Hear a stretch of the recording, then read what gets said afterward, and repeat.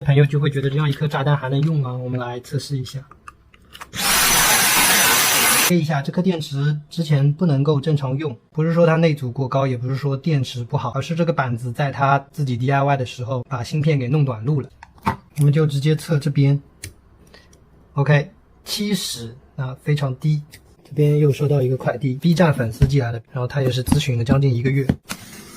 从他给我描述的状态来看，我觉得这个板子可能是坏了，需要换了，惊呆了。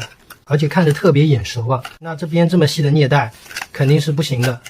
然后目前这个板子说是也有问题，这个电池是一颗网红电池啊，原作者是个高手，因为他不仅徒手制造出了一颗 C4 炸弹，而且这个电池还在网上被拍成了连续剧。那这个电池维修就比较头大了。我们先把它开关安装起来，找了一下开关都没有啊，只能用我这边的库存配件了。好，开关固定好以后，我们来看一看这个电池情况。这个电池目前是蓝灯啊，我们来直接试一下机。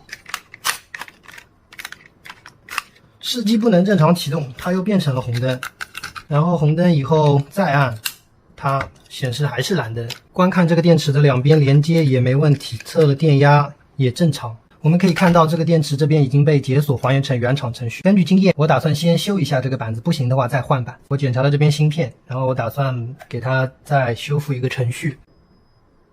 好，这边显示程序已经写入成功。那我们来先看一下，这边依然还是不负载的情况下是蓝灯。那我们上机试一下，我们发现也是无法启动，然后程序也是检测到了板子异常，正在报警。通过进一步撕开防水胶检查，这边芯片部分是有短路的，然后主芯片都已经挂了，应该是之前这位朋友自己 DIY 电池的时候发生了短路。所以说硬件问题，软件就无法补救了。然后我们可以通过移植芯片来修复这块板子，但是我认为没有必要了，因为我这边有这个戴森微气的这个原厂的板子，我们把它直接就是焊接到这个板子上，它应该就能正常工作。好，板子已经取了下来，让背部的热敏电阻也保持完好。我们把这个镍带给它修一下。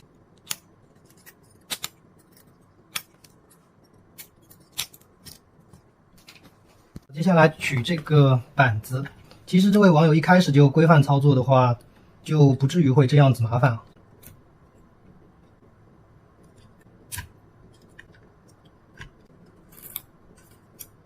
然后其实电烙铁是可以焊接电池的，但是一定要控制温度和时间。这个之后我们再给大家演示。好，这颗 C4 的主板部分已经给它拿下来了，然后电池的连接部分我们稍后处理。我们先把板子给它移植上去。好，我们在原 NTC 位置给它打上这个导热硅胶，然后我们把完整的 NTC 给它压上去。好，最后再把打光板固定，这样子板子就牢了。接下来我们把这些电极片给它安装回去，先给它复原位置。好，固定完位置，上完锡浆，我们就可以对它进行焊接。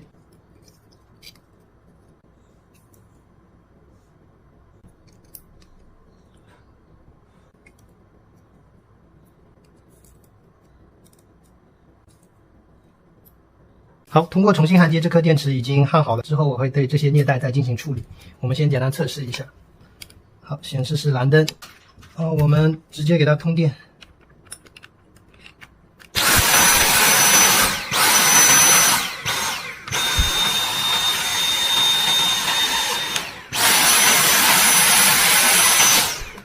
显示工作正常，开关也是正常的使用。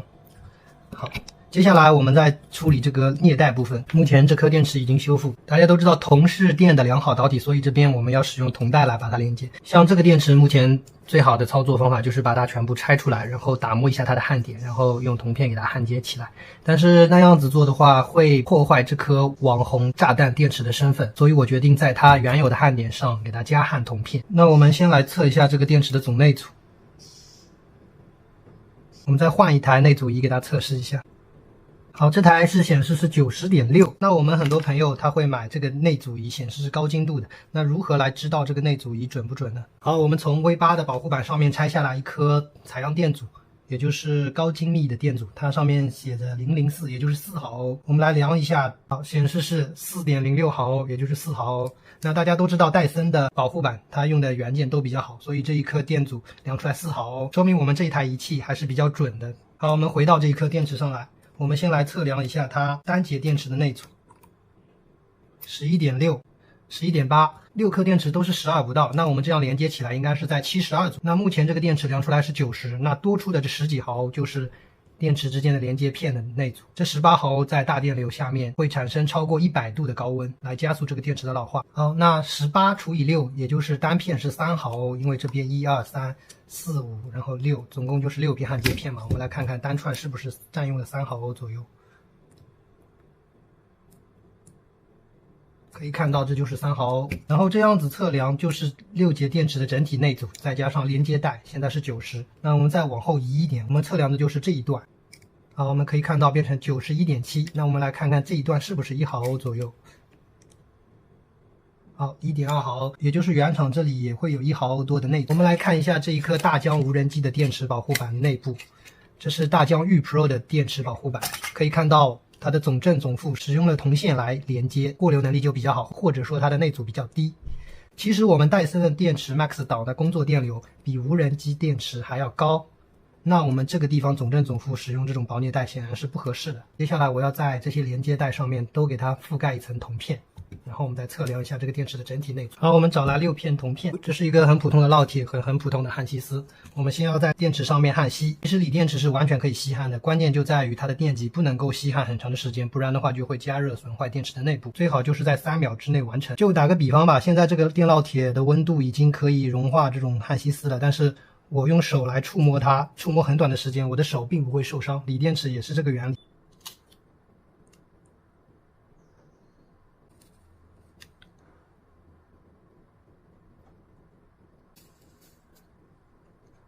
好，我们可以看到这3个点就是我刚才焊接的点，然后我们用手这样子放上去，它也不是很烫，所以说里面内部也不会受到损伤。好，焊完了，这1、2、3、4就是我刚才焊上去的。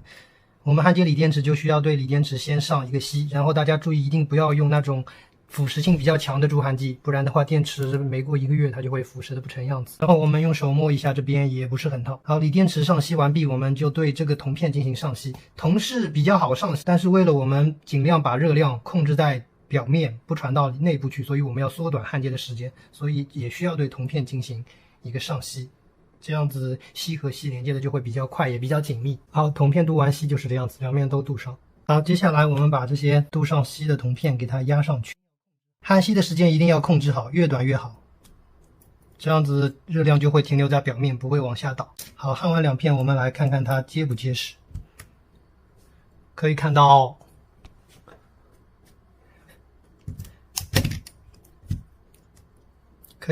没什么太大问题，没有被撬掉。这边也是一样。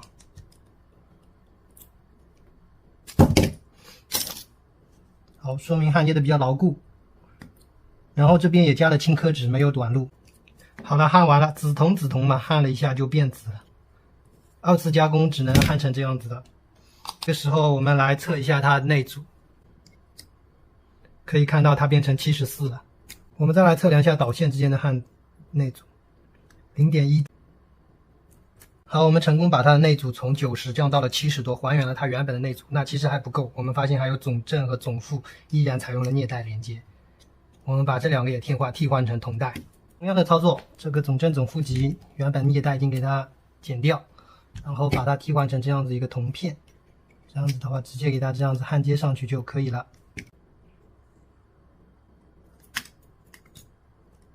这样就保留了这一颗炸弹的原本特色。我们最后再测一下它的内阻，我们就直接测这边 ，OK， 70，那非常低。好，然后有些朋友就会觉得这样一颗炸弹还能用吗？我们来测试一下，没有问题。我们把它壳子装上，然后充一下电，测个续航，看看它有没有受到影响。正常30Q 的话，3000毫安时 Max 档应该能跑到8分钟。然后这里也是一个比较容易虚焊的地方，我们焊完了应该要把这个电池给它提起来不掉。晃一晃，这样子才不会虚接。好，开关先临时固定一下，我们测试完以后再把它接上。好，充了一会儿电，我们准备给它开始测试。现在是将近25伏。考虑到这个电池被焊接了好多次，它电池可能存在不稳定或者高温的情况，我们上一个这个温度监控啊。现在室温是28度，因为我刚才手摸了一下，所以它29。我们把它连接到吸尘器上。好，开始测试。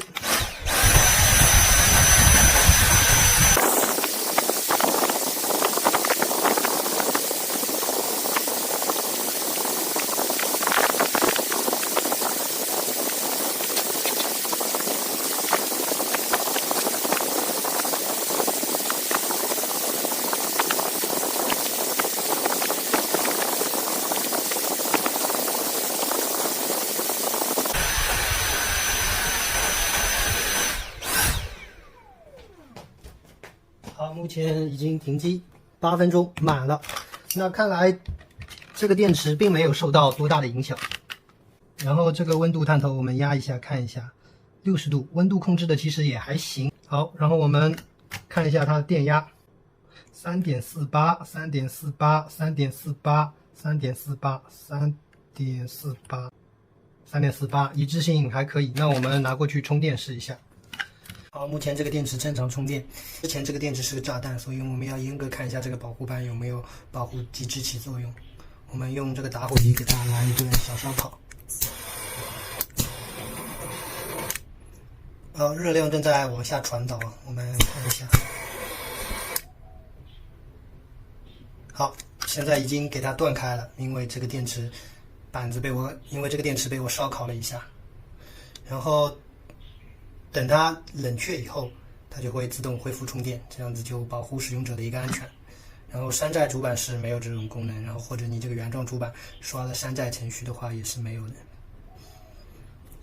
我们持续给它录像，然后看它什么时候能恢复。目前这个板子手摸上去是比较烫的。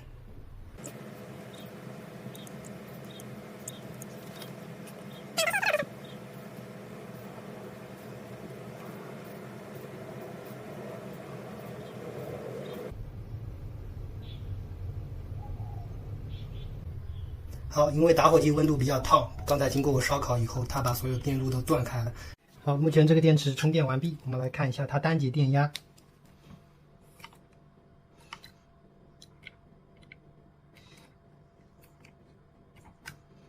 单节电压都在14左右，但稍微有一点点不平衡。然后整体内阻由原来的90已经给它降到了70左右。已经相当于降了20个毫欧，那这个电池这样子基本算是修理完毕了。这个电池其实 B 站这位朋友8月7号他就来咨询我说要修一颗电池，但是后来并没有邮寄过，然后自己还把板子弄坏了，现在都已经9月份了，终于这颗电池总算已经正常续航的电池。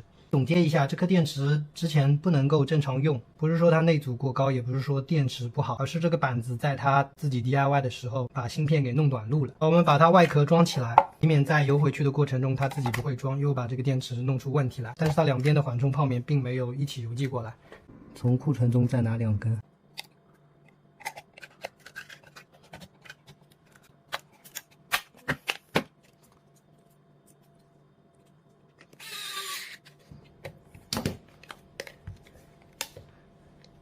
好，然后做一个戴森无线改有线吸尘器的预告视频，原理差不多是这样子啊，就是保留原厂的这个电池，然后当然外壳是要的，这个只是一个原理。外壳后面接一个输入孔，然后可以输入一个外置的毫膜电源，或者是电钻电源，或者是这种开关电源，它又可以这样子无线使用，又可以有线使用，原理差不多就是这样子。